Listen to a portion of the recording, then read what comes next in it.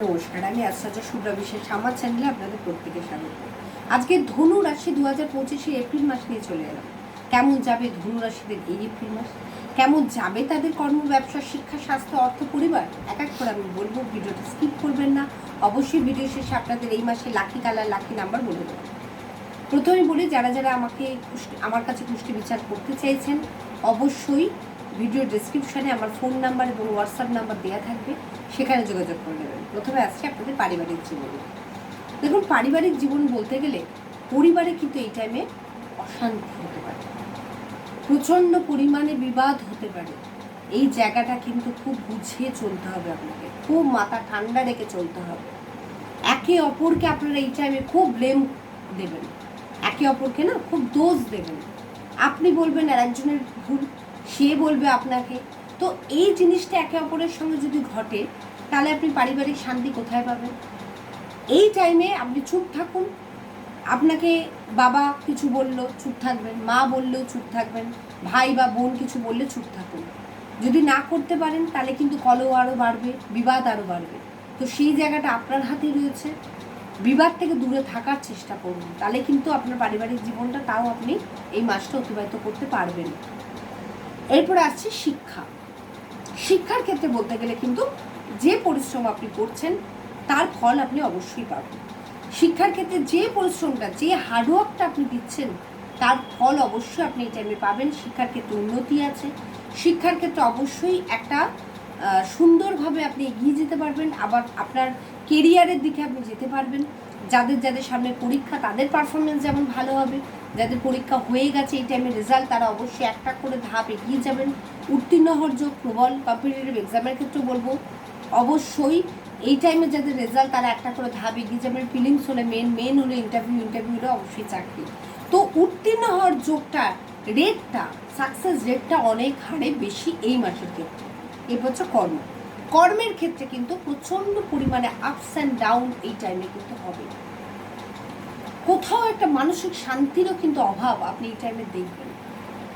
পরিবারের ক্ষেত্রে তো হচ্ছে, তার সাথে কর্মের ক্ষেত্রেও কিন্তু এটা হবে। আপনার কলিগসরাও আপনাকে সমর্থন করবে না, সহযোগিতা করবে না, সেটা একটা প্রবলেম। আপনার কাজ যে টাইমে, যে শিডিউল টাইমে শেষ হওয়ার কথা, সেটা হবে না, তাতে আপনার মানসিক শান্তি বিঘ্নিত হবে। তো এইগুলো ঘটবে আপনার এই টাইমে। যারা যারা কর্ম চেঞ্জ করার কথা ভাবছেন, না করাই ভালো এই টাইমে। কারণ এই টাইমে যদি কাজ চলে যায়, তাহলে কিন্তু নতুন কাজ পাওয়া বেসিক্যালি এই মাসের জন্য একটু প্রবলেম হবে। তো কর্মের ক্ষেত্রে বলবো, এই টাইমটাকে, এই মাসটাকে স্কিপ করে দিন। সামনের মাসে আপনি গ্রহ নক্ষত্রের পজিশন থেকে আমি বলে দেবো, আপনি তখন চেষ্টা করুন, সেটা আপনার জন্য ভালো হবে। এরপর হচ্ছে ব্যবসার ক্ষেত্রেও কিন্তু প্রচেষ্টা চালাতে হবে। একটা উন্নতি দেখতে গেলে আপনাকে প্রচেষ্টাটা চালাতে হবে, তবেই আপনি উন্নতি দেখতে পাবেন। আপনি যদি ভাবেন না না কোনো ব্যাপার না, ও করে দিলাম হয়ে যাবে, এরকম ব্যাপারটা কিন্তু নয়। Everything is not a easy. তো সেই জায়গাটা কিন্তু সবসময় মাথায় রাখতে হবে। আপনাকে আপনাকে you have to do the hard work for your career and business also. তো সেই জায়গাটা মনে রাখুন, কর্মের কোনো বিকল্প নেই। আপনাকে সঠিকভাবে চেষ্টা চালাতে হবে, তবেই কিন্তু ব্যবসা দাঁড় করাতে পারবেন। যদি ব্যবসার থেকে মন আপনার অন্যদিকে যায়, তাহলে কিন্তু ব্যবসাকে গ্রো করানো খুব প্রবলেম হবে। তো হার্ডওয়ার্কটাকে বাড়ান, পারফরমেন্সটাকে আরও দেওয়ার চেষ্টা করুন, তবেই কিন্তু ব্যবসাটাকে আপনি সুন্দরভাবে নিয়ে যেতে পারবেন, তবেই আপনি প্রফিট দেখতে পাবেন, নাহলে কিন্তু প্রবলেম। এরপরে হচ্ছে অর্থ। আপনার এই টাইমে প্রচুর ব্যয় হবে এবং সঞ্চয় হবে কম। তো প্রচুর ব্যয় হওয়ার ক্ষেত্রে কিন্তু বারবার বলবো, এই জায়গাটাকে আপনাকে লাগাম টানতে হবে। অর্থের দিকটা আপনাকে বুঝে শুনে খরচা করতে হবে। যেটুকুনি দরকার সেটুকুনি খরচা করুন, যেটা দরকার নেই সেটা খরচা করলে আপনি বাজেট করে চলুন। দেন আপনি আপনার একটা জায়গা দেখতে পাবেন, একটা সঞ্চয় করতে পারবেন, সেভিংস করতে পারবেন, ভবিষ্যতের জন্য রাখতে পারবেন। এরপর হচ্ছে প্রেমের ক্ষেত্রটা খুব ভালো আছে। যারা যারা মনে করছেন প্রেমটাকে, আপনাদের রিলেশনটাকে বৈবাহিক জীবনে নিয়ে যেতে পারবেন, বিয়েতে রূপান্তরিত করতে পারবেন, অবশ্যই তারা এই টাইমে করতে পারবেন।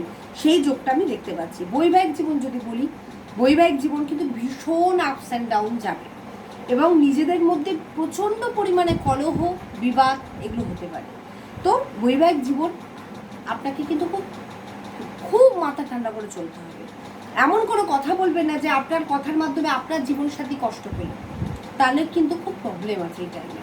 আপনাদের সম্পর্কের অবনতি হওয়ার একটা জায়গা কিন্তু আমি দেখতে পাচ্ছি। তো সেই জায়গাটা আপনাকেই কন্ট্রোল করতে হবে, আপনি পারবেন যদি এটা মনের মধ্যে রাখেন, তাহলে সম্পর্ক আপনারা চাইলে কেউ আপনাদের সম্পর্ক ভাঙতে পারবে না। কিন্তু নিজেদের মধ্যেও তো সেই জায়গাটা রাখতে হবে, আপনাকে আপনার জীবনসাথীর ফিলিংসটা বুঝতে হবে। আপনি না বুঝলে তাহলে কি করে চলবে? স্বাস্থ্যের ক্ষেত্রে বলি, মাসের শুরুটা আপনার কিন্তু স্বাস্থ্যের ক্ষেত্রে ভালো নেই। আপনার কিন্তু হেলথ দিকে আপনাকে তাকাতে হবে এবং হেলথের প্রতি কেয়ারিং হতে হবে।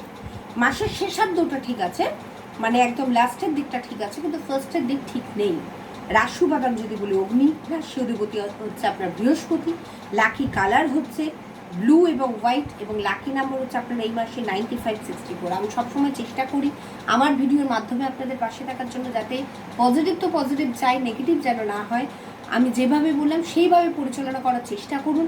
ঈশ্বরের কাছে এটাই প্রার্থনা করি আপনারা সবাই খুব ভালো থাকুন, সুখে থাকুন, শান্তিতে থাকুন। এবং আমার ভিডিও ভালো লাগলে লাইক, শেয়ার, কমেন্ট করতে ভুলবেন না। সাবস্ক্রাইব করে দেবেন, প্রত্যেকটা ভিডিও নোটিফিকেশান প্রথমে আপনাদের কাছে গিয়ে পৌঁছয়। এই বলে আমার ভিডিও এখানে শেষ করলাম। নমস্কার।